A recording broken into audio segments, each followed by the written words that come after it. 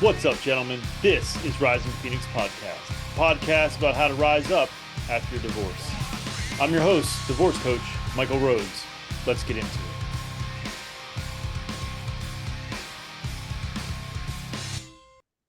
Joining me today is Dr. Alicia Walker. Dr. Walker, let's just jump right into it. Why don't you tell us a little bit about yourself?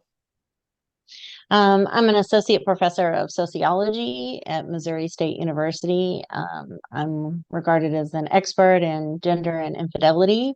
Most of my work focuses on closeted behaviors, sexual behaviors, so things that folks they're kind of central to their identity, but they don't openly share those sorts of things. Yeah. Gotcha. So, and that's, I found, I believe it was a blog post, I think on psychologytoday.com is where I found most people. I think that's where I came across your article. In the infidelity piece is what I'm sort of interested in, because I deal with men going through divorce, and I hear quite often that, that's what led to it. I know that's not Sure. exactly you're the scenario we're going to talk about today, but the fact that they do cheat is a big curiosity to me personally. So so that's the big question. Why do women in particular cheat? So the study that I ran, I partnered with a website called Ashley Madison. If you're not familiar with it, their tagline is "Life is short, have an affair." And they were kind enough to share my research call with their members. And so I spoke with 46 women and actually 46 men about their cheating. So the women were very clear with me. All but 7 of them were cheating specifically to outsource some kind of sexual need. So they were either in a marriage that was sexless, which we define as sex 10 times or less a year, or they were in an orgasmless marriage. So there was sex, but the sex was not satisfying for them for one reason or another. And they did not want to leave their marriages. They spoke actually very highly of their partners. They talked about what good people they were, how they were their best friend. They were like a really great father, a really great partner. Everything in the marriage was good except the sexual aspect. And they had tried to remedy that in numerous ways and finally decided that either they were going to have to try to get those sexual needs met elsewhere, or they were going to have to leave the marriage. And they very much did not want to leave the marriage. They loved their partner. They didn't want to, take their child's father from them. Not that just because there's a divorce, a father, Sure. Completely disappears, but you understand what I'm saying. Yeah, They yeah, yeah. wanted the father to be in the home with the child, Sure. I guess is what I should say. Yep. Yeah, and so basically this was a strategy to avoid in their minds getting divorced. They had, this was not a decision that they came to lightly. They'd spent years, trying to. So, like, if you're just taking the case of the women who were in sexless marriages, a lot of them didn't even know why the marriage was sexless. It was not their decision for it to be sexless. Their husbands weren't interested in having sex. And in a lot of those situations, women didn't know why. They didn't know what the problem was. And it created a lot of hurt feelings and upset. And they said they just finally came to this decision where they're like, he's not going to talk to me about it. I don't know what's going on. I don't want to leave, but, I'm young and I don't want to live the rest of my life not having sex.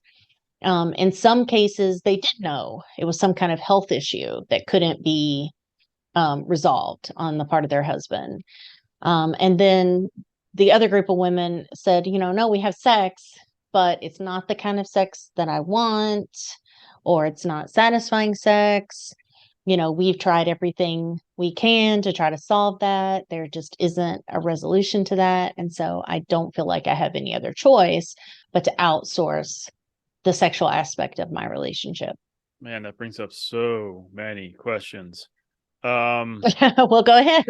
So isn't that scenario typically, or hasn't it been typically the other way around? Hasn't it been historically, and I'm sure there must be studies that it was the men, and I know there were studies that say men cheat more, but that type of scenario, hasn't that historically been men have been the ones that have sort of outsourced their sexual needs?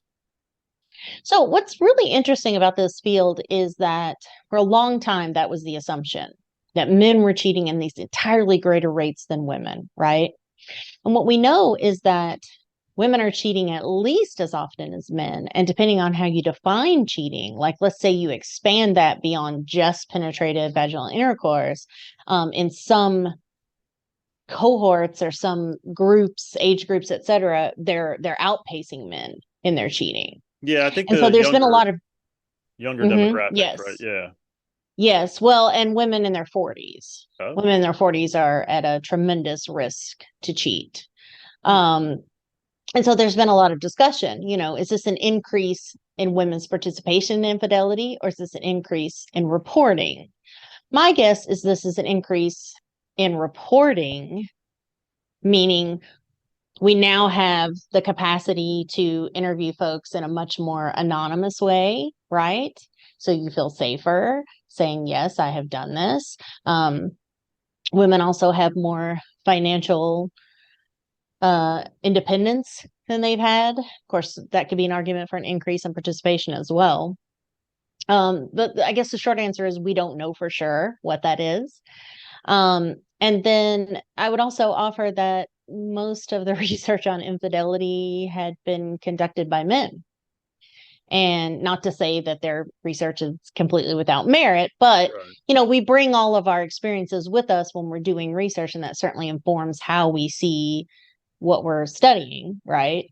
Mm-hmm. Um, I really didn't think men were going to want to talk to me about their infidelity.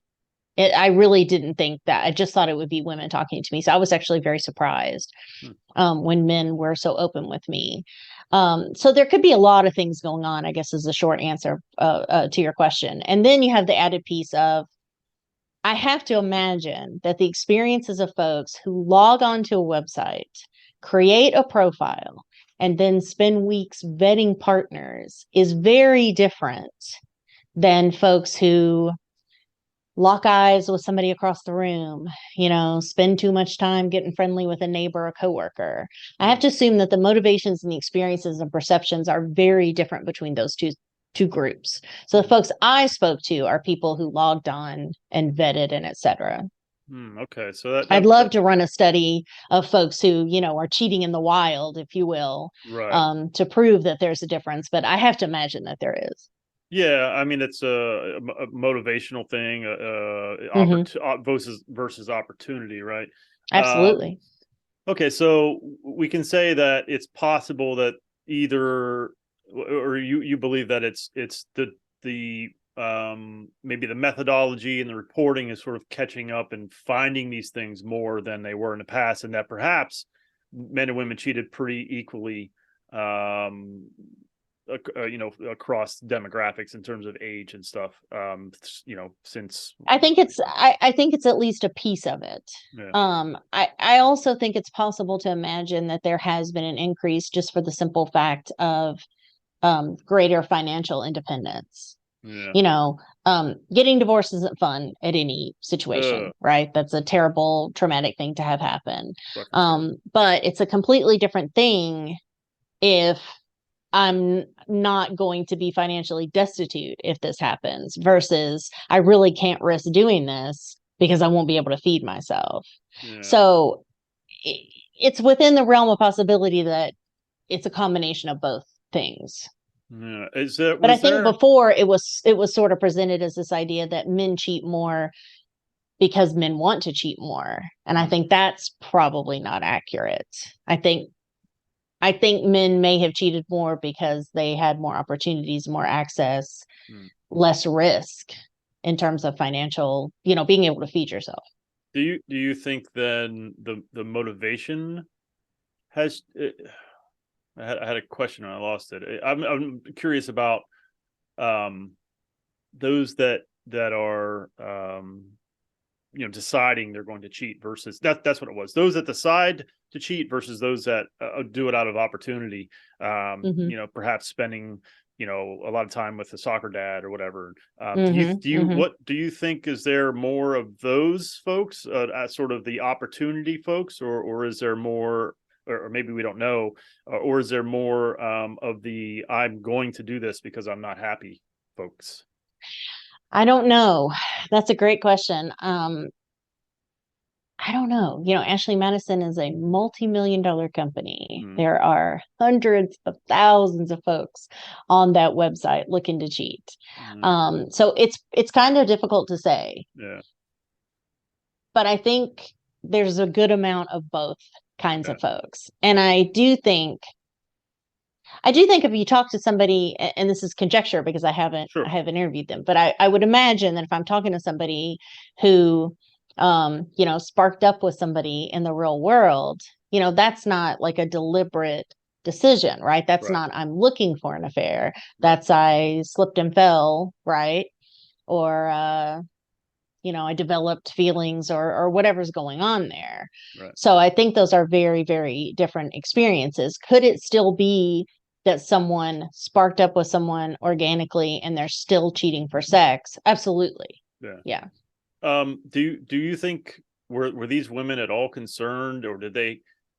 And I'm not trying to.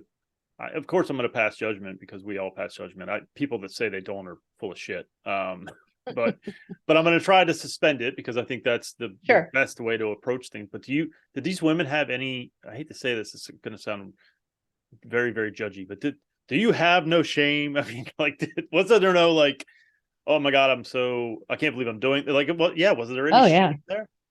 Oh yeah. No, every single one of them said, I feel terrifically guilty. A lot of them said things like, when I'm talking to my husband and there's some kind of like low level irritant that in the past I would have like complained about that, I stop myself and I say, well, I'm a cheating bitch and I really shouldn't say anything. Wow. So no, they were very cognizant of the shame and the guilt, which was really interesting because when I asked that same question of the men, they did not express guilt. They felt a lot more justified, I guess, in their cheating and said, no, I don't waste time feeling guilty. Whereas every single woman said, oh yeah, no, I feel awful about what I'm doing. I feel like really rotten about it. And they were really, and this is going to sound, people say, oh, okay, but they were really committed to making sure that their partner did not find out about the cheating, which, yes, you can make the argument they're protecting themselves, but they said, I don't want him to ever have to grapple with this information. I know that this would destroy him to find this out, and I don't want that to happen. Because again, all but the 7 women, I'll talk about them in a second, all the women who were cheating for sex said, my husband's a great guy and I don't want him to feel hurt. And I don't want him to, I don't want him to ever know this because he's going to be hurt by it. And I don't want that to happen. That would be terrible. And he doesn't deserve that. So no, they absolutely felt very guilty. And then the 7 women, they were not cheating for sex. They were having sex in their affairs, but they were cheating for some sort of emotional deficit within, or at least their perception of an emotional deficit within their relationship, that they felt like, their husband wasn't interested in them, didn't want to talk to them, wasn't very respectful. They did not have very kind things to say about their husbands. They didn't want him to find out, but they were slightly less concerned about that. And they were cheating to stay for like a period of time. So it's like, I need to stay until X happens, whatever X is, a kid ages out or whatever it is, versus the rest of the women who are like, oh no, I'm in it, for the long haul. So that was like 2 really different motivations and 2 really different circumstances. And then the men were also not cheating for sex. They were cheating for what they perceived to be some kind of emotional deficit in that relationship, and they were looking to fill that. And what's the percentage there in terms of, you said there were 7 women. How many men was it that weren't doing it for sex mainly? All of the men. Oh shit. All of the men were cheating for yeah. Yeah. So that was the interesting thing, right? So Yeah. first I didn't think men were gonna talk to me. And then Yeah. I thought, well, they're probably just gonna tell me they're cheating for sex, right? Right. And so all of them, when I asked the first question, their first answer is I'm cheating for sex. But then they go on and very basically do a 180 and say, well, yeah, I'm having sex, but that's not really what it's about. So the men all Interesting. felt like it was really kind of sad. All the stories were honestly sad Sure. in one way or another. The Yeah. men's stories basically went like this. I'm married to a woman. I'm absolutely in love with her. I want her to think that I'm the most wonderful thing in the world. And she doesn't think that. She's not interested in my jokes and my stories about my day and my hopes and my dreams and my fears. She's lost all interest in me. She's not interested in me as a lover. She's not interested in me as a person, right? And so even if they were having sex, which a lot of them still were, they said she treats it like a chore. She like rushes through it. Yeah. I don't feel like she wants me. And so they were seeking out women who were enthusiastic about them, who wanted to hear about their day, who wanted to help them manage their emotional life, what I call relational management, right? Yeah. Where I say, like, hey, what's wrong? Are you okay? Do you want to talk about it? Things like Mm. that. And they basically said that the conditions of their marriages really made them feel emasculated Mm. and that they sought these affair partners who made them feel manly again, who made them Sure. feel masculine, who made them feel um not inferior, Right. if you will. So the motivations were really really different. But no, 100% of the men were like, no, I don't really feel very guilty about what I'm doing. So that was Interesting. a big difference. Yeah, Yes. which was Oh, really interesting. yeah. I want to go back to the shame aspect, or the Hmm. guilt that these women felt. And Hmm. if they were very cognizant of it. Doesn't that speak to some kind of, there's a mental health thing there, right? That if you're putting yourself in a situation where you're constantly doing things to make yourself feel shame. Um, I don't know where I'm going with this, but like I feel like there's something there, right? That's not that's there's I can't I'm not sure where it just that seems so very it's screaming to me there's a mental health issue here. And I don't mean that in a they're crazy. I just mean in like there's some kind of fundamental deep self-worth issue if you're going to keep putting yourself in a situation that makes you feel that way, right? No, I would argue that that just speaks to the depth of their need.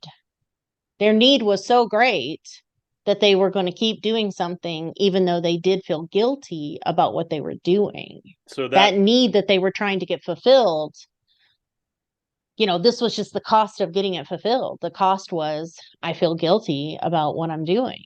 Right. So that pleasure was greater than the pain of shame, then I guess, Hmm. essentially. Interesting. Yes, Okay. absolutely. Yeah, Interesting. absolutely. Did any of them during the course of your interviewing and talking with them, did anybody get caught? None of the women got caught. One man that I interviewed got caught. Like we were less than a week into the interview because these interviews take a while. Oh yeah, I'm It's sure. not just like we sit down and we have one interview. It's like it's Sure. over weeks and months. And it was like maybe a week into his participation, and he told me that he had logged on to the website on, I think it was the family iPad, I believe, and Oh, then forgot to log out, and someone picked it up, and there it was. Which I really thought, you otherwise seem like a very bright guy. I yeah. really can't understand, why you did that. Another guy, we were near the end of the interview, so we'd spent months chatting, Hmm. and he got caught. And I'm trying to think how he got caught. That's not coming to me right now. Yeah. But it was another sort of like kind of careless sort of Right. mistake to make. None of the women got caught the whole time we were talking. That's I can hear some guys throwing shit at their whatever device they're listening to this on, because unfortunately it's sad for me to say in some ways, when you go through this process, and it did for me for a little bit. You can become very angry at women in general, Sure. and this sort of, and I'm not, because I have two daughters, so I can't be angry at all women. I have two future women out. One of Right. them's in a room and one of them's outside. So it's hard for me to look at them and have anger.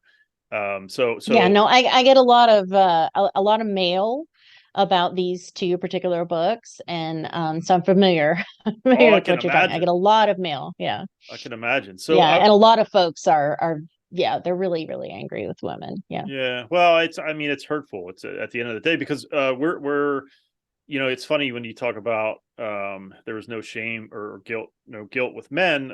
That's Hmm. surprising to me. But also, what's maybe it's definitely equally surprising is that the reason they cheated, and so that speaks to like men's vulnerability and men's like Hmm. longing for connection and all these kinds of Hmm. things. And then I mean, Oh these yeah. guys are, I mean, they're all shitty fucking people.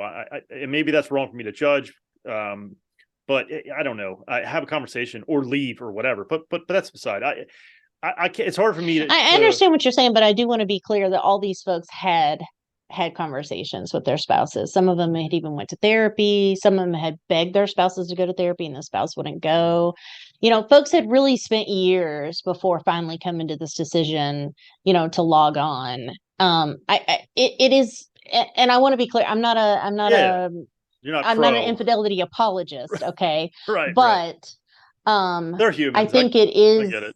yeah, I think it's just a lot more complicated than Yeah. people want it to be. Yeah, We that's want true. it to be like really black and white. Yeah, And that's true. um That's very true.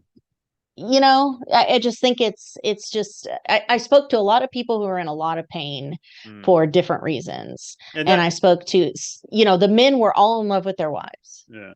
What they wanted most in the world was for their wife to be the person she was when they first got together with her. Yeah. And so they would tell me, um, I go and meet my fair partner. She's so excited to see me, and Yeah. we have this great sex, and she tells me, how wonderful I am and all these things, Yeah. and that feels really good. And then I come home and I'm just sad because the person I really want to hear that from is my wife, right? And then the women I talked to who are cheating for sex said, I go, I see this person, I get my needs met, I come home, and you know what? I'm so thrilled to see my husband. Mm. And all of them said, I would not leave my husband for any of these guys on these websites. There's no amount of money that can convince me to do that because none of them could hold a candle to Mm. my husband. And a bunch of them said, if my husband didn't have this health problem that kept Right. him from being able to have sex, I would not be Mm. out here with these other people. So, I mean, if you really think about it, like these are really sad situations. Oh yeah, it's you're right. It's easier for me and anybody else to classify this, and we do this throughout life. We generalize. Oh, We absolutely. put Yeah. things in boxes because it's easier for us. It's safer for us. Sure. And it is, you know, brass tacks. Cheating is shitty. Don't do it. But I know that there is nuance to it. I always try to see the other side. I always try to be, and I don't know what the answer is. Who the hell am I to say? I just think perhaps there is a different route. But again, I'm not those people, although that sort of happened to me. But so that leads me to another question: is you mentioned women in their 40s. I have a suspicion about this, why that is, and I'm gonna guess, and you can correct me clearly if I'm wrong. I'm gonna guess midlife crisis plays a huge part in these things, especially those women in their 40s. Does the data show that? It didn't come up with any of the women that Hmm. I spoke to at all. None of them seemed to be in the throes of any kind of mental, uh, you know, there was no evidence of that. It did come up with the men. I had several men tell me Hmm. that they were in fact in the throes of a midlife crisis. So Yeah. so these women seem, again, different than perhaps opportunists, but these women seemed very grounded and otherwise normal in their Oh lives and their yeah. marriages as mothers, except for this one thing. How do you No, think? honestly, the way I describe these women is um they were all really funny and really smart and really gregarious. Like I could imagine them at a party, with Mm, the crowd around them. Um, yeah, entertaining people. They were extremely entertaining. They were a lot of fun to interview. They were absolutely people that I could imagine myself being friends with. Um, and I really didn't get the sense that any of them were doing what they were doing out of malice or because they don't care about other people. No, I didn't get the sense of that at all. It really seemed to me that they were just in these sort of impossible circumstances. You know, what do you do if you really love someone, you don't want to upend your life with them, but you have this big, I mean, sexual need is a really central part of the human That's true. experience, and that's not getting met. I mean, that is a really tough situation. A lot of them said, you know, when I stood up and married my husband, we never talked about this. We never had a conversation about, hey, what do we do if down the road one of us can't have Right. sex? Right. What do we do about that?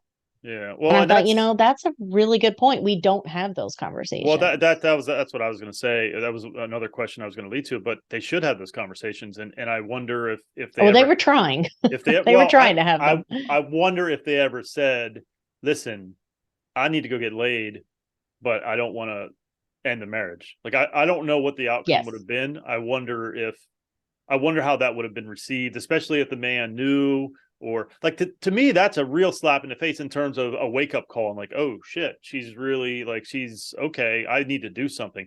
And I get it. You know, we talked, we tried.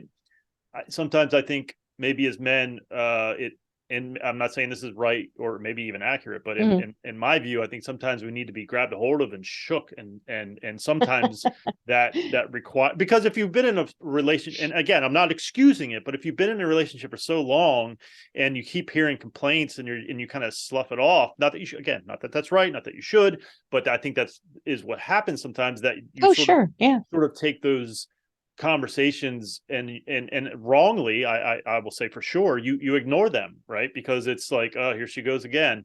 I wonder if it, again, I'm trying not to judge these women or these men, but it's hard. There's no way I can't. I am. But I wonder if that would have, like, if you, when you say we tried everything, did you though? Like, did you say, listen, Well, I am gonna go get laid tomorrow. I got a guy lined up. If you don't fuck me right now. well, okay. So I want to talk about that. Yes.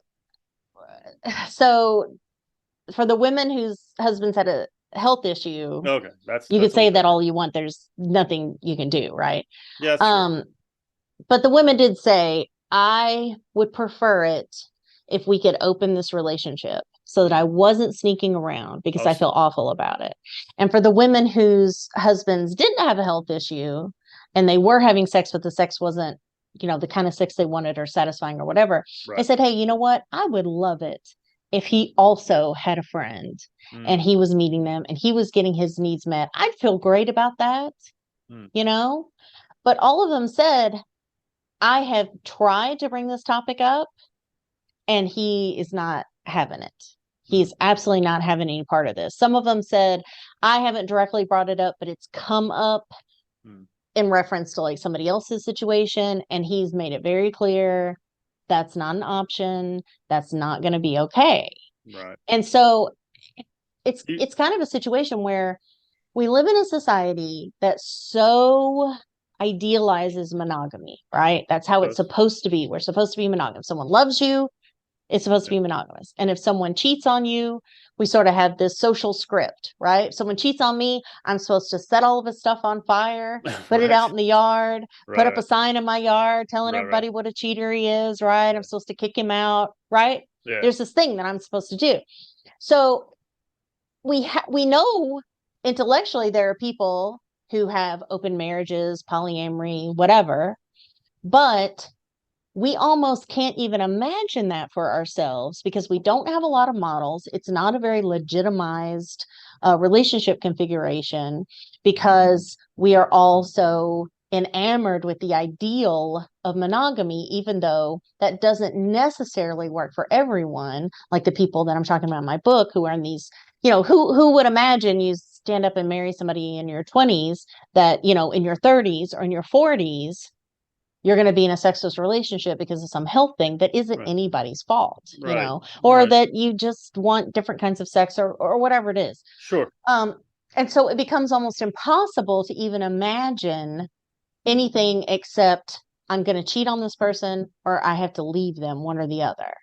And then people become afraid to even say, like, hey, let's sit down and have a conversation about maybe we should open this relationship up. I dig you. I don't want to leave. I want to hold our family together, but Right. I need something I'm not getting. Right. Well, then the problem is you may say to me, that's not going to happen. And since Right. that's what you want, I'm gonna enact the infidelity script. I'm gonna put all your stuff out on the lawn and I'm gonna But leave you. yeah, So but those are like really tough conversations to have. well, true, but that's not an excuse not to have them, and that's that person's Well, right but to these people say were trying to have them. They were the trying, the men weren't. None of the yeah. men were trying to do that, but the women absolutely were trying to have those conversations. And I want so and again I'm not trying to be biased, but I think if you don't if you didn't actually say those kinds of things or you kind of pussyfooted around it, then I get it. It's a hard conversation to have, but so what? Have it anyway.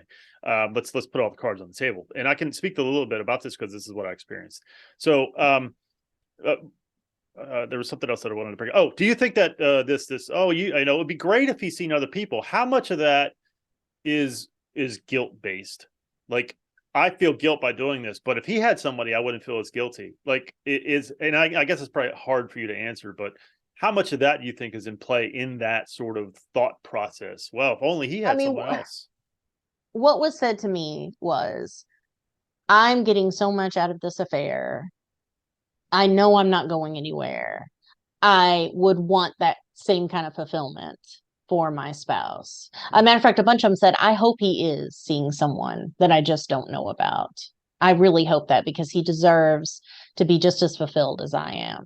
Yeah, So, people just aren't. I mean, People aren't very good at having difficult conversations like that. That's say that to him. But anyway, but maybe they did. Okay. But do well, you? I mean, like I said, they did broach it, but Yeah. men were just saying, no, that's not okay. I'm not Yeah. going to do that. Do you think that their tune would change if they were caught?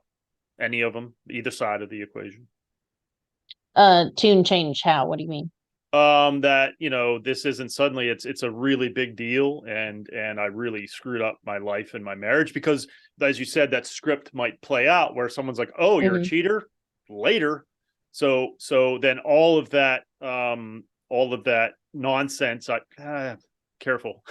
I'm trying not to put my own feelings into this. All of that sort of view that this is for the better and it's for the greater good of my values are being met instead of my vows or whatever. And I don't want to go down that road, but do you think if suddenly it was this is destroyed my family, that suddenly that their tune would change about the positivity behind the affair? Well, I mean, I think we're kind of conflating issues. So I don't think any of the women in the study would have said, hey, cheating's a great thing. I don't think any of them were saying that. But They're saying it's a half of them were. necessary. It was a necessary thing though for them, right? Well, no, remember they wanted to open the relationship. They wanted it to be above board. That just wasn't an option.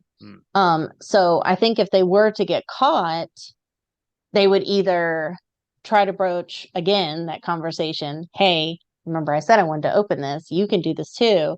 If that wasn't going to work, then yeah, I'm sure that they would be upset that they had lost their primary partner because all of them said, my primary partnership takes precedence. I don't meet a lover when I could be spending time with my husband, for example, right? Or I could be spending time with my kids. Right. That always comes first. I don't, if I am talking to somebody and they seem promising, but then they kind of seem like they might be the kind of person who might blow up my life later, I'm not going to see them. So they vetted like really, really carefully, and they did absolutely try to put their families first in terms of what they were doing. Um, so, I mean, I don't even feel like any of the women I talked to were infidelity apologists themselves. It was just sort of like, this is a necessary. It really came down to either I do this or I leave the marriage, and I do not want to leave the marriage. So I And so think this is my reality. something that I've sort of learned over these past few years is I think people are loyal to their values and not people. And so they Hmm. valued sex or fulfillment, intimacy, whatever. I don't want to classify it just as sex, but because it's more Mhm. than that. But they valued that more than they valued um, fidelity or faithfulness. And I don't mean that to sound. I know I'm probably sounding very judgy, and I guess I am, but I'm trying not to be. But I think the truth is, I think these people, and I think people in general, I think they're loyal to their values, and that particular person is valuing their uh, fulfillment in a sexual way, coupled with a few other things, not just sex. Then they value being faithful. Do you think that's a fair statement that people value? People are loyal to values more than they are to people. I don't think I would put it that way. I don't think this is really about values. I would say that these people had limped along with unmet needs for years, some of them decades, Hmm. and finally said, if I do not do something about this, I'm gonna have to blow up my entire life. Those are my options. Either I Hmm. blow up my whole life or I get my needs met, one or the other. And, again, you're talking about fidelity. We have this cultural worship of fidelity, and we think that that means monogamy, right? Sure. And then we have people in these types of scenarios. Like if you put yourself in their shoes for just a second, Yeah. and you're So like, I'm in this so let me. involuntarily sexless marriage that I've been Sure. in for decades, you know, Yeah. I mean, Um. that's going to get tough, right? Yeah. Yeah. I mean, I don't know. Um. I can't speak to that. Obviously, I didn't have that, but I can tell you what I can speak to, and that is, we dabbled with this polyamory type of stuff, um, and the problem with all that, and I think that I would be curious to know, one, does it really last long term? Because I don't think that it does. I see no examples of a long term, and I'm not saying monogamy has any good ones either. But I think, Well, there's tons of research on polyamory, and sure, I'll tell you that's not what you were doing because you can't dabble in that. That's a really all or nothing kind of thing. So polyamory is literally I'm creating multiple lifelong relationships yeah, with but other okay, people. sure, okay, so And but there's a ton of research that yes, there are people who do that. There are people who, raise kids with multiple partners. It is sure, a thing that people do. It's definitely not for sure. everybody. No, I'm There talking are though. other open configurations, absolutely. Yeah, I'm talking 10, 20, 30 years, because I mean, Yeah, no, there's research. Yeah. yeah. I'd be curious to see that, because I think what happens, in my view, and we can call it whatever you want, but we opened up things for her, and then pesky feelings and lies got in the way. So I think it's a great idea, to have those types of things, and I'm sure people can navigate it. I'd be curious to see the data on how long it can last in general. I don't know if there's that thing lasts until people die. I maybe it does. Well, I'd be very there's surprised. literally research that there are communities that people literally do this their entire lives. It's certainly not for everyone. Yeah, I will say I don't think I'm a person who could do that. yeah, Not because I think there's anything wrong with it. I just think I'm not maybe built for that. yeah, But there are people who do it. You can look up Elizabeth Sheff, Sheff has a lot of research on it if you're at all interested. yeah, There are other configurations. So polyamory is like a huge commitment. Okay. yeah, for sure. And people in that sort of configuration will tell you they do way more talking than they do having sex. Right. Okay. What you're talking about is just like opening up the relationship, right? And there are lots and lots of different ways to do that. And the fact of the matter is that a lot of people are going to fail at that. And part of the reason is we don't have models of Sure. how to do it or what it's supposed to look like. We don't have a lot of language. We don't have a lot of practice. Most of us have been in monogamous relationships, so we don't Sure. really know how to navigate that. There's a burgeoning field of folks who are, therapists who help people Sure. open up their relationships and try to help navigate through that. But any kind of opening requires like a lot of rules, a lot of talking, a lot of trust. And one of the things that it will do is if you have a relationship that is anything except close to perfect and you open it, it's just going to reveal all the cracks in Yeah. the relationship. And the fact of it is, most of us aren't in nearly perfect No, God, no, relationships, no. And right? I think that's So where, that's, that's an issue. and that's where I think that that's my bias, is because I think us humans are all imperfect. And so Oh, how, sure, sure. you're, when you talk about feelings and oxytocin, as I say to the guys all the Hmm. time who want to, Hmm. they want to just friends with benefits. I'm like, oxytocin doesn't give a shit about your intentions. It does That's what true. it does what it does. And so that's why I think it's, Actually, yeah, that's very true. Yeah. yeah. I mean, I am I'm smart enough to know that I'm not that smart, but I am smart enough. So I understand that, um, that is a doable thing, I suppose, to have these types of relationships. The sustainability I find is suspect, because we're all imperfect. We mess up, and I guess that it that could be said of any relationship, right? And it's not about not messing up or not pissing off the partner or getting hurt by the partner. It's about how do you Hmm. navigate it, which I think is incredibly important. But that was a giant rabbit hole, that That's okay. that I went down. But It's okay. Yeah, I would just say, I guess my overall sound bite for that would be that um most people are probably not prepared I was not. adequately to have that kind of relationship configuration. And if that's going to get more popular, it's going to require a lot more education. It's going to require a lot of shifts in how we see things. Polyamory, for example. So if you and I were in a polyamorous relationship, then you would know my partners, you would hang out with them, I would Right. know your partners, I would Right. hang out with them. Yep. It's just very counter to how we conceptualize relationships, how we approach them, how we navigate them, how we construct them. And so for that to gain a lot of popularity, a lot of things are going to have to change. And then, open configurations, Sure. that wouldn't necessarily be the case, right? But we would have all these rules we have to navigate, and all that can be very, very tricky. And then there's a lot of stigma. So you think about Will and Jada Smith, right? They're in an open marriage and have been for decades. Well, since the conception of their relationship, it's always been that way.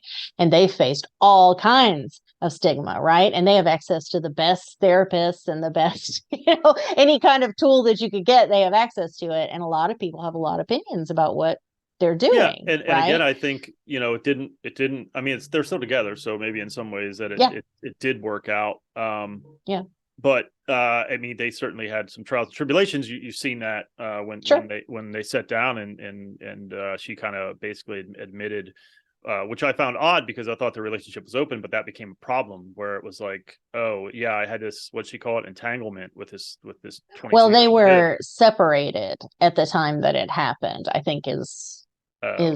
the situation. I don't know if they told us why they were separated, but apparently they were separated. Mm. Um, she thought it was over. I think he maybe also thought it was over, and then she had this entanglement, Right. and then I guess they reconciled. And so I think that's what created a lot of the issues. But yeah, and it was very brave of them to sit down and share all that with us. But Sure. folks I had a think, lot of yeah, opinions. I think, oh well, I mean, that's true of anything. Geez, in this country especially, like, you can talk about anything and you can really piss people off pretty quickly. Oh, sure. You can talk about football and people get pissed. And I'm not even talking like Oh, my sure, team sure, versus sure. your team, that other dumb shit. But yeah, I think, again, like, we look at that relationship, and obviously I'm not familiar with the intimate details, but the fact that they were separated speaks to the difficulty of trying to navigate these different types of relationships. And I just think I guess the question Well, I think might the be, difficulty comes in trying to navigate it in a world where that's not common, where that's not yeah, what most people are doing. I think that yeah, increases the difficulty. yeah, yeah, I'm sure. I mean, I'm sure, navigating, like, I say it all the time, what does my relationship with my ex-wife look like now? Because I Hmm. don't have a template. She's not my friend. I don't want her to be my friend. But Right. I have to deal with her. And so who is she to me, and what does that Sure. look like? And it's really difficult because there is no template. There's these people that, like, oh, Right. we're the best friends. Yeah, go fuck yourself. I'm not interested in that. I mean, maybe someday, but I doubt it. You're right. There's a lot of hurt and Yeah. pain there. And Sure. not only for myself, but it reflected in my children. So it's hard for me to get I'm to. not friends. I'm not friends with my ex-husband either. I get it. Yeah. There's so many people are divorced, and I'm always sort of shocked which is crazy, but I'm like, oh shit, you too? Like I didn't know, so I guess I will say sorry. We don't have to talk about circumstances, but I No, think you're fine. anytime you go through something where there isn't a template, it is obviously more difficult. The question I guess Yeah. I would ask is monogamy so broken that there needs to be something else? And I'm not you know, Uh, I said we tried things, and whatever we want to call it, it didn't work. That doesn't mean it wouldn't work for someone. I'm very, very skeptical. And so, not that monogamy doesn't have its issues, clearly, right? Relationships are hard, period.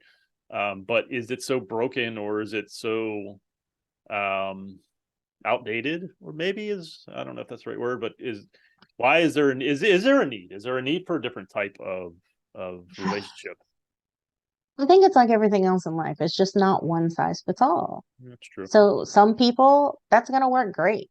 There's not going to be a lot of issues, right? And then other people, that's going to be like being suffocated, and it's not going to work for them. And then some people, it's going to work really. So, like the women I talked to, that was working great Right. until it wasn't working anymore. Right. You know what I mean? Yeah. So, I think it's just a case by case situation. For some people, that is the best way to do things, and for some people it's not, and then for some people it is, until they have some kind of obstacle that just cannot be overcome. So, is it sort of safe to say that, medical issues aside, is Yeah. it lack of communication that causes these affairs? Would you say, is that safe to say? Oh, that's a really good question. I definitely felt like when I was talking to the men, I kept thinking to myself, I really wish I could talk to these men's husbands, because these men have this perception that, oh, my wife doesn't like me and she's not Right. interested in me, and all these Right. sorts of things, and she's bored, and Yeah. I disappoint her. I heard that all the time. I'm a disappointment to her, which is like, oh, that's like such a sad thing that you think that. And I really wish that I could talk to their wives, because I thought, I bet you that's not what their wives think at all. And if people could just have a conversation, things could be different. But the men were not really having those conversations, because I said, well, what does she say when you say to her, I think you think I'm a disappointment? They're like, oh no, I would never have that conversation with her. That's sad. And I kept thinking, gosh, it seems like this can maybe get solved with the conversation. Yeah. With the women, with um all but the 7 women, they had conversations. But when you say, is communication the issue, I think it is, because they were having conversations with the men were not receptive to that conversation. So the woman is saying like, hey, either we have more sex, or I'm gonna go, get sex somewhere else. Yeah. And he just shuts that down and just acts like you haven't said anything, or just doesn't want to talk about it. That is a communication issue, Sure. right? Yeah, absolutely. Yeah, I mean, listen, I think on a communication side, I think both parties can be guilty. I do tend to think that men are more guilty in this regard. I think I was guilty. I'm very averse to difficult conversations. I didn't want to hear how I was letting her down or failing her. That's what they felt like, even if it was just hey, I really need you to do this. Well, oh, then I'm not. It's just I took it personal, which is not crazy to say. I think people say that is don't take it personally. But and what do you think that's about? Because that came up in my study too. It seemed like any statement that their wives were making that wasn't "you're amazing," anything that wasn't "you're amazing," sure. They really internalized as criticism. You hate me, you're disappointed, whatever. What do you think that's about? It's a couple things. I think one is poor self-worth. We don't have Okay. a leg to stand on, so to speak, and so any criticism makes us feel like we're blown in the wind, so to speak. And I think a poor relationship with our mothers, where we were told in not so many words that we were a disappointment, and so that pokes on an old wound that that we don't want to deal with. So I think our foundation wasn't set properly, so to speak. So and the poor self-worth comes from that, of course. So that to me is absolutely why I couldn't deal with criticism, is because I felt like that meant that I was a shitty person, because that's what I was told all my life. So what do you think is the role of therapy in all that? A good therapist will get you to a place where you feel like you have self-worth. That's what I tried. Now I'm not perfect, but oh man, have I done a lot of work on me, and so much so that I coach men now because I know what has helped me to gain some of that self-worth, to feel like now, truth be told, I haven't been in another real relationship since, and it's been almost 4 years, 3.5 years. So I don't know, I haven't been tested in that way again. But I absolutely think that you can't ever get self-worth if you don't have some kind of professional help in some kind of way. I think both a coach and a therapist, at the very Hmm. least, a therapist, someone to guide you. I think some of the time, some of the problems with therapy is not only the stigma, but I think some therapists just aren't very good. And Hmm. Hmm. that's not no that's true of anything, of any Hmm. profession, of Sure. Yeah, that's true teachers, of anything. Yeah. cops, Hmm. scientists, what the fuck ever. Yeah. And so I think some therapists just listen, and that can be helpful. But I think what needs to be, especially for men, is let's set some goals. Let's get some stuff done. Not only let's talk about our feelings and get some of these things out and find the root cause of your anger or your sadness or whatever it is, but also let's get some stuff done so you can start feeling good about yourself. So I think No, I could absolutely see the value in therapy and a coach. No, there that there makes a lot of sense. Yeah. therapy plays a huge role, and I think it's becoming less and less stigmatized. I think we all, honestly, I think we all should be in therapy. It should be a fucking mandatory. Agreed. Yeah. I don't know who's paying Hmm. for it. I don't care. But Right. but because we're again back to, we're humans, we're fallible, and so my best of intentions are still not the best. Right, I'm much better parent than my parents, but I'm not a perfect parent. I screw up Sure. all the time. I'm tired. Sure. I'm busy. I got so much stuff going Yeah. on. I'm stressed. I feel inadequate sometimes. Like today. Like here I am. I mean, I probably, they had all school today. I didn't even realize. I probably should be me. My youngest daughter has a friend over, so she doesn't give two shits about me. But like I should be. There's a part of me going, why am I not, like, what am I doing? And I don't know if that's negatively impacting. And I'm sure micro moments um in snapshots don't, but they could be adding up. And long story short, I am sure that I fuck up a lot as a parent, and so therefore, We all feel that way though. right, We all my kids are all 100%. adults now, but Mm, um even now with them as adults, I literally lay in bed and replay the tape of like anytime I was impatient or yes, tired or distracted or and think, gosh, what are all the ways that I have so failed?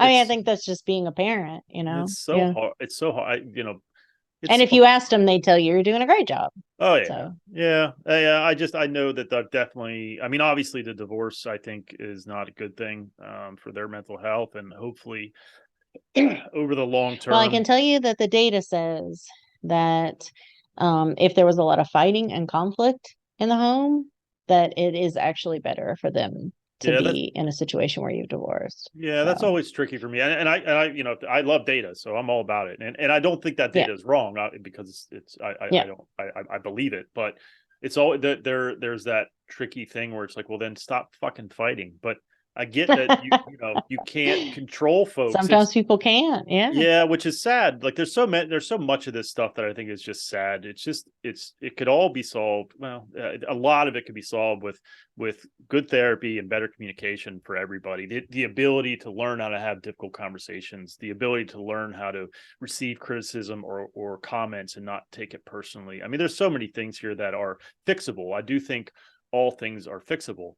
In terms sure. of relationship dynamics, because I would offer to you, you said, oh, I didn't listen and I didn't have tough conversations. You had a conversation with your wife about opening your marriage and oh, you that's true. listened Well, and you and responded to that.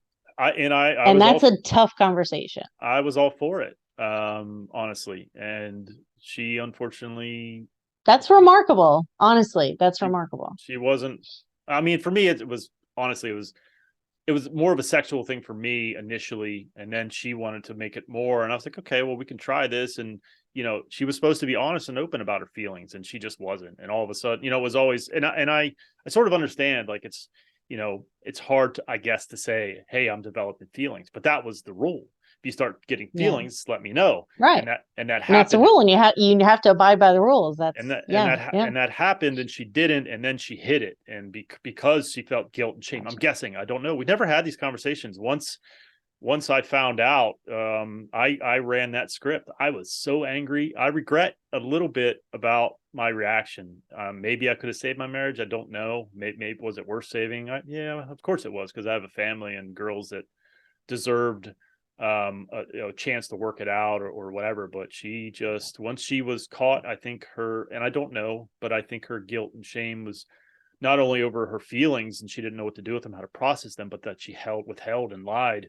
And I think it was easier for her to just skedaddle on out the house. And Yeah. I don't, I don't, there's nothing I could do about any of the mistakes I made. I made them for sure. For sure. I was so angry. I was so hurt because here I am going out on a limb to give you something you said you want. And Right. you kind of slapped me in the face with it. It's very hurtful. It still Yeah. is. I mean, I worked through it, and I'm not nearly as angry, but I can't have interactions with her one-on-one.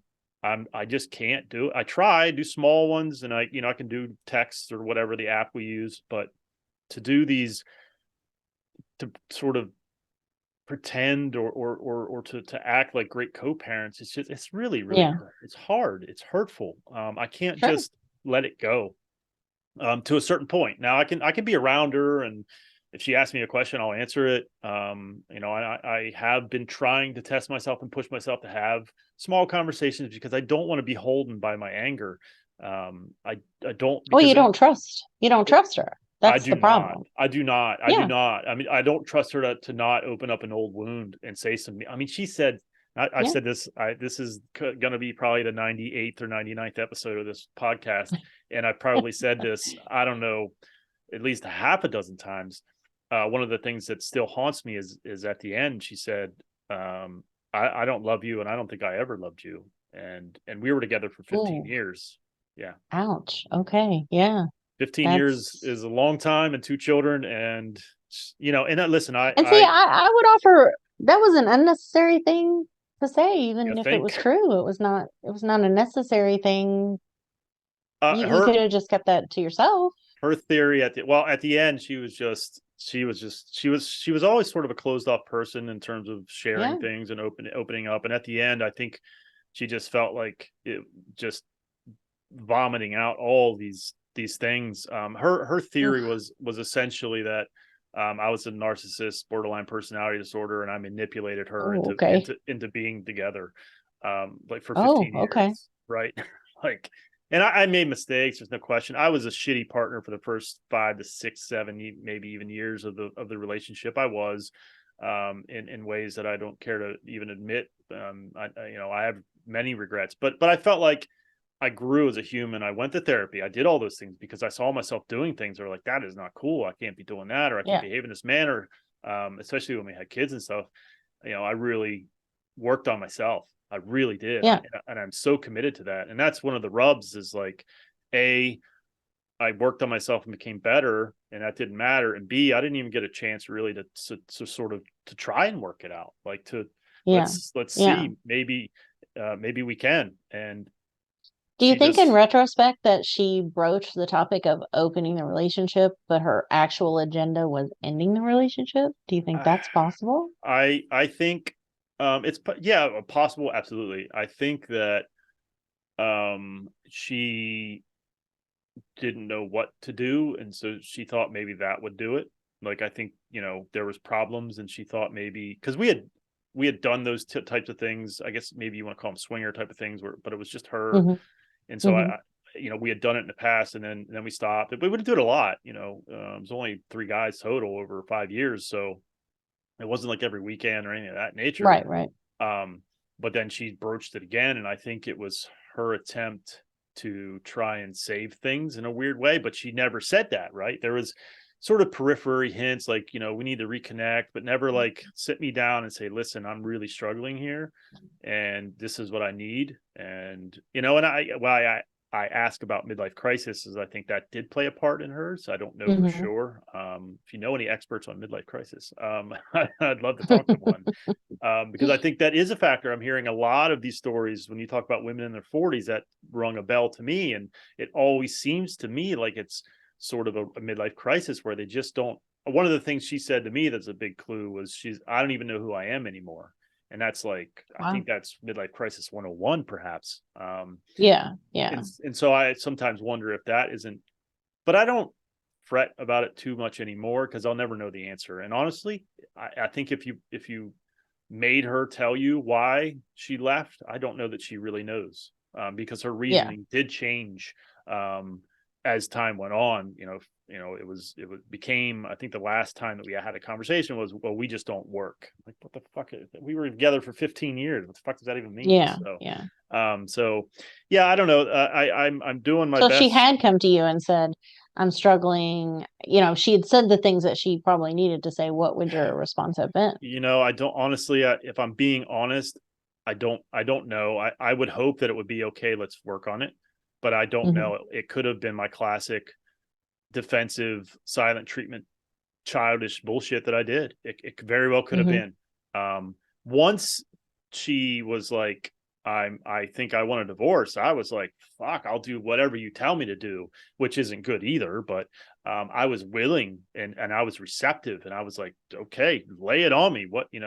Tell me what I'm doing wrong. And I was very open at that point. So I don't know. I would love to blow smoke and be like, oh, I would have been like, well, okay, let's fix it. I might have been like, Yeah, I don't know what the fuck you're talking about. I'm doing my best here. If you don't fucking like it, you can leave. I might have said that shit. I don't know, if I'm being honest. I yeah, would hope. I would hope not. Um, I know that, like I said, once she sort of dropped the bomb, I would have. I was open to trying anything. I wanted to save my marriage. I loved her, and I would have worked at it for sure. But sadly, I don't feel like I got that opportunity, and I don't know that you can't make someone love you anyway. And maybe I don't know, my buddy Chris, who went through it 18, 19 years before me, or 17 years, whatever it was, um, and went through therapy, and he imparts a lot of wisdom to me. And one of the things that he was told by his therapist at the time was that women and men end love very, very differently. For women, and I'd love to get your take. For women, it's that's it. When they're done, they're done. It's like falling off a cliff. And for men, it's a gradual step down to falling out of love. I don't know if that's mm, true. I feel like that was what happened with her. Like, there was no going back. And I think for me, even though sometimes she drove me fucking crazy, I didn't want to see it end. I didn't stop loving her. And maybe in some ways I never will, because we had some really great moments. And it's hard to, and I see guys struggle so very much, when your identity gets wrapped up in another person, when you yeah. feel like you can be yourself and feel accepted by someone, and then they stop accepting you, and you just crave that acceptance because they knew every nook and fucking cranny of you, and yet they still loved you. And then one day they just said, you know what, I'm done. I don't love you. And because I'm leaving because of this. You're a piece of shit. You're a narcissist. You're a this. You're a that. Hmm. It's really, really difficult, and so that's why I do what I do, because I know the pain, I know the struggle, and I just want to help as many men as I can. And it's good for me. It's helpful for me. It's therapeutic for me. I mean, let's be honest. This was a sort of like a therapy session in some regards, right? And those are the good ones, because it's me being real and honest, and hopefully some man out there will hear that, and it'll give him permission to be real and honest in his life, and tell and speak his truth, because that is what leads to healing.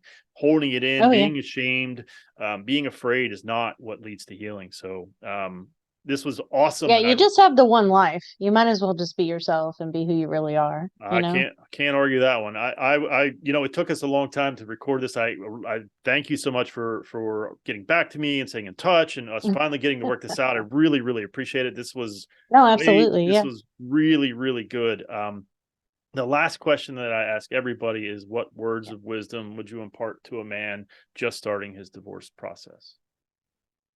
No pressure. Oh, be as kind to yourself as you possibly can. Um, you're going to want to review all your mistakes. run back the tape, chastise yourself, hold yourself responsible for all the things. And it's good to hold yourself accountable, and it's good to see places you can grow, absolutely. But it's also important to realize that you're a human being and that all of us react. There's always going to be situations where we react in ways that were not the ideal way, but that everybody does that, and that all you can really do is try to move forward and do better. And that's everybody, that's not specific to men or women or whatever. And that it does get better. It absolutely does get better. It just takes some time. It just takes some time. A divorce is really traumatic. It's an upending of your entire universe. But hopefully there's something better on the other side. Excellent words of wisdom. Thank you so much for doing this. How can people find you and your books? What's the best way to get in touch? So I do have a website, alicia-walker.com. My books are available on Amazon. The first one's called The Secret Life of the Cheating Wife: Power, Pragmatism, and Pleasure in Women's Infidelity. And the second one is called Chasing Masculinity: Men, Validation, and Infidelity. And then my other research that I do have some other research on infidelity as well. You can find that on my website. Yep. We will definitely do this again. I say this all the time, and sometimes I fail to rebook folks because I just get so busy, and I'm always sort of looking for new folks to talk to. But there is much more to be talked and gained from speaking with you. So we will definitely have to do this again. I thank you so much for doing it. Yeah, absolutely. Thanks for having me. Take care. Thank you so much for watching and or listening. Since my separation in July of 2019, I have done an incredible amount of work on myself. I've had many different therapists, life coaches, and went through different programs. I've taken all that I've learned and put it into my own program called Forged by Fire. If you are interested in having me help you navigate your divorce, please hit my website, risingphoenixdivorcecoach.com. I look forward to working with you.